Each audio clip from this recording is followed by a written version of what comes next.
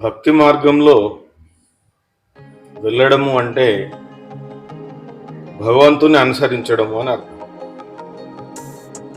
అయితే ఈ విధంగా భగవంతుని అనుసరిస్తున్నప్పుడు ఈ భక్తి మార్గం ఏదైతే ఉందో ఇది పోను పోను చాలా ఇరుకుగా అయిపోతుంది.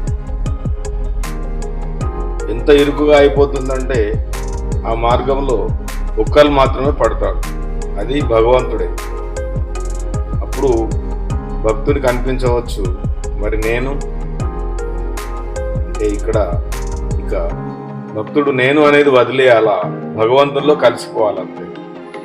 ఎప్పుడైతే భక్తి మార్గంలో తారాస్థాయికి చివరి స్థాయికి చేరుకుంటామో ఈ నేను అనేది ఉండదు, ఇక భక్తుని యొక్క ఉనికి అనేటటువంటిది ఉండదు, భగవంతుల్లో లీనమైపోవడం.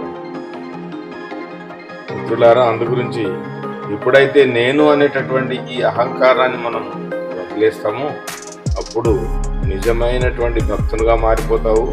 ఆ తర్వాత భగవంతుడు మెచ్చే విధంగా నీ యొక్క ప్రవర్తన అనేటటువంటిది ఉంటుంది. చివరికి మోక్షం లభించి భగవంతుల్లో లీనమైపోవడం అనేది